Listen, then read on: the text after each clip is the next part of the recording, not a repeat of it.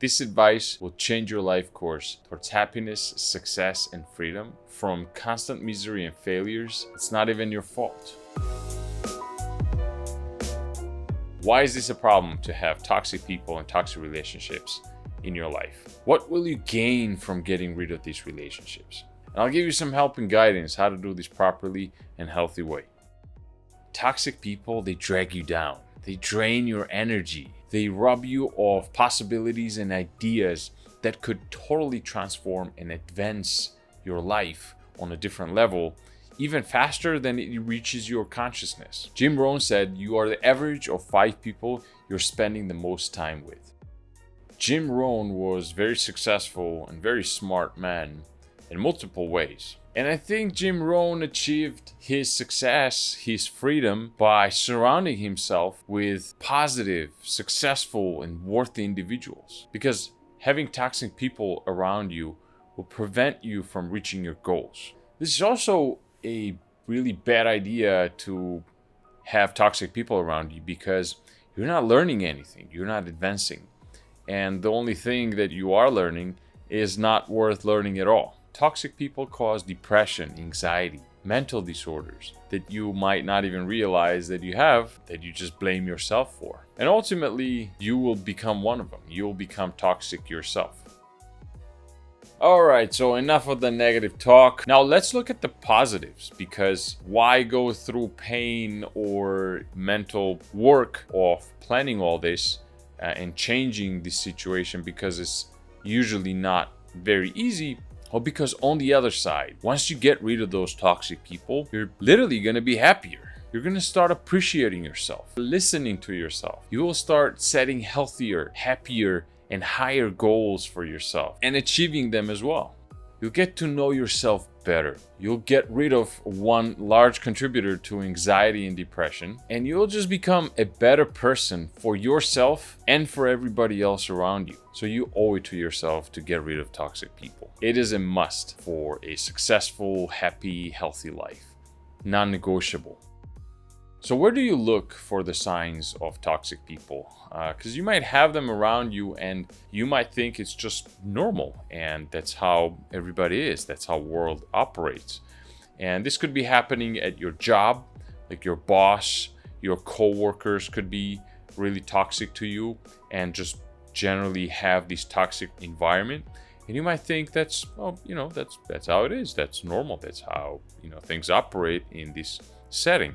Or it could be friends and family. A lot of times, the most toxic environment is in your closest relationships, which is your immediate friendship, best friends that we call, or immediate family, or boyfriend, girlfriend, a spouse. A lot of times, that's where the most toxicity is, and we don't realize it.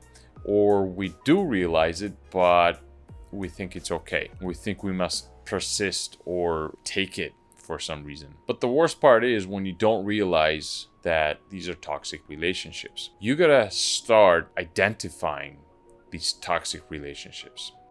So toxic environment at your job place is pretty self-explanatory. It's just all gossips and everybody's talking about someone who is just such a horrible person, or what they did, or what they said, or how awful they look. All negative about everyone and everything. Or maybe specifically about you, that somebody just hates your guts.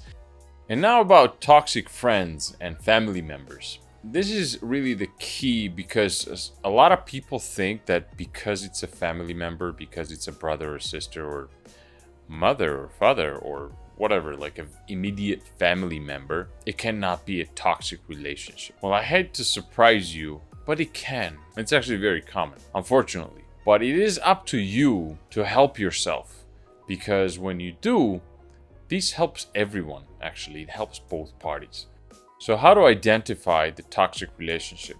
Because it is also kind of a trend that people call toxic relationship everything and everybody that does not align with their preferences. And that's a big mistake as well. You cannot just disregard everything that does not perfectly match what your likes and dislikes are. You might have someone who's really trying to help you and really wants what is good for you, but because it does not match what you think is good, you're just ignoring that person. And quite often people are trying to achieve these la la land where there is no negativity or there's no any kind of resistance. That's bullshit.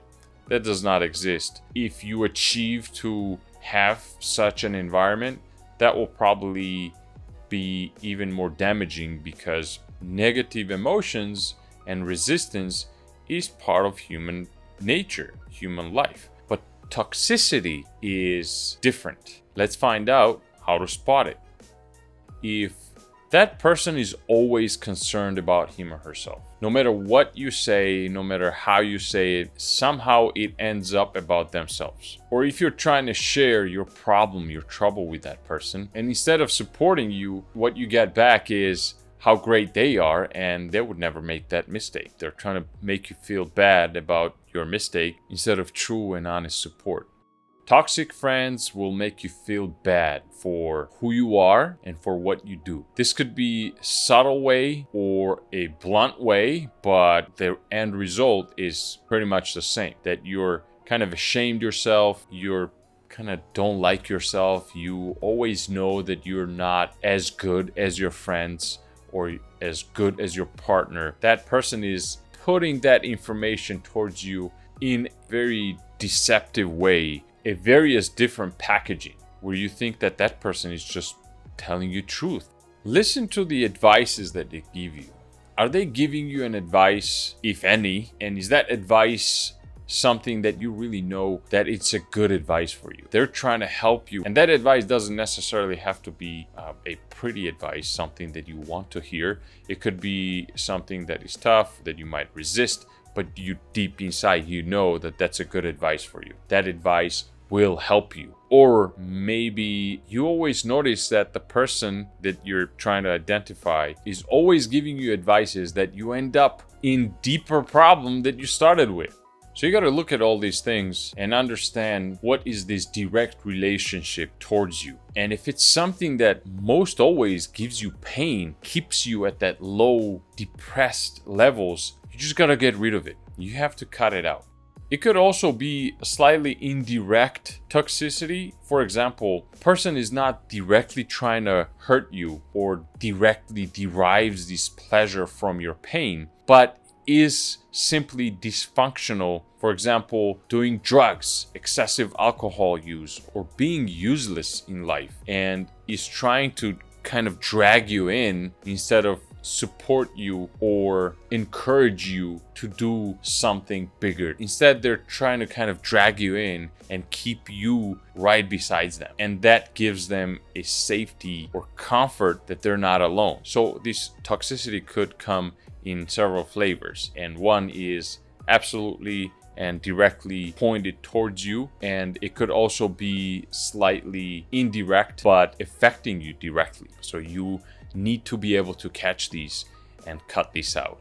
Now let's talk about how do you cut this out, because a lot of times you cannot just not pick up the phone anymore or don't call the person anymore and that's it, it's done. It could be a little bit more complicated. You might have children together, or you might have class together, or your parents could be friends and you have to interact much more often than you would like to, or you think is good for you. It might take a little bit of thinking and planning, but you have to do that. Now, first thing I would recommend you do is understand, why is this person acting this way? When you understand that, oh, this person was abused, or they went through this trauma in childhood, or whatever explanation may be, it makes it easier for you to make a decision, and not make decision out of anger, but make decision out of love. And this is the key, really, because we're not here to perform some kind of payback or punish someone for something. It's really just out of love towards yourself and towards the other person just as well. You're trying to end this toxicity and not to cause more pain to anyone. So when you understand where that toxicity is coming from, it's going to be much easier for you to forgive and move on. So number one, try to understand, where is that toxicity coming from? Why is that person the way that person is. The second thing is you must allow yourself, you must give yourself a permission to end that relationship. Don't be invested in it anymore. Mentally, psychologically, you need to give yourself that permission. The next part is to plan everything out. You have already decided to cut that relationship and you have your plan, because it is crucial to have the plan. If you are depending on that person emotionally, or if you're depending on that person financially, you need to be able to plan this in a way that you're not shooting yourself in the foot or you're not doing more damage. And most of the times it is better to act quicker than not, and then things kind of work out, versus staying in a toxic relationship hoping that something will change or one day you'll make a decision. That's a no-no. You have to act quickly. Give yourself a permission to cut that relationship, devise a plan, a strategy, how to exit that relationship, and then you act. And the most important part in all of this is you have to stick to it. There's so many people that make that decision. They exit, then they feel sorry for them. They start missing them. They want that emotional, it's not a support really, that's why they're exiting, but they want this emotional attachment that they have to satisfy that void, and they go back from halfway being out. And that is so much worse. Just be committed to your decision. When you decide to exit, just go ahead and do it and don't look back. At least for some time, until you heal yourself, until you are independent, until you are happy. And then feel free to go back and help that person. Once you are strong enough to defend your position, to be where you are in that good place, and then pull that person out of that toxic environment or that dark place. Otherwise, if you just go back when you're not ready, there's a great risk that you'll just be dragged back in. It's just so sad to see people getting stuck in these relationships, just taking it. You can see their pain and they don't realize that they have power to end it. They have power to change their lives and completely turn it around. So if you are in that relationship or you're experiencing this anxiety or depression or this heavy feeling, you don't have to. Please consider that. It is not normal. It is not supposed to be like that. Please consider to help yourself. And really, when you are living a relationship that is toxic, you are providing an opportunity to learn, to reevaluate their position, because they have a reason why they're doing it too. It's not they just decided to be toxic. Something is affecting them, and unless you give that shock of breaking that relationship, they don't have enough pressure to reevaluate, to think about it. When you do create that pressure, when you do create that shock, it helps them become better people. It helps them snap out of it, and they might realize, oh my God, what have I done?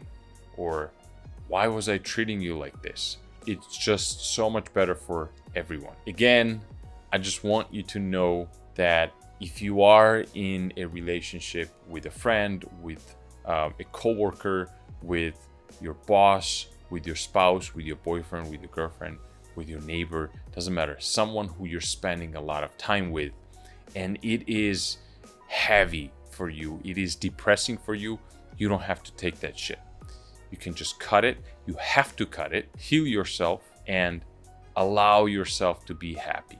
That is the way to success and to freedom. All right, my friend. So go and be resilient and be free.